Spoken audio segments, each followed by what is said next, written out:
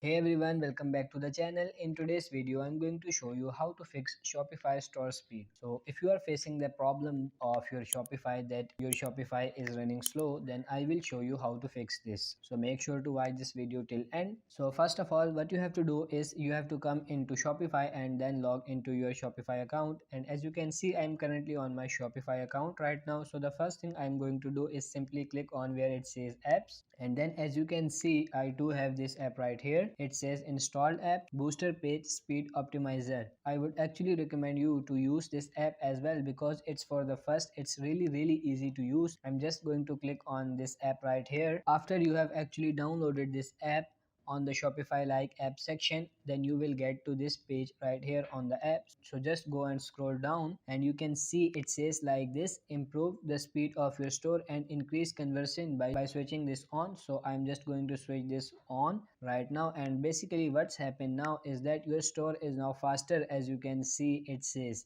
so basically now go into your store and then check your speed, because hopefully this app will actually fix this issue for you. So that's it for this video. So that's how you can fix your Shopify store speed. I hope this video was helpful. If it is, like this video and subscribe to the channel. Thank you.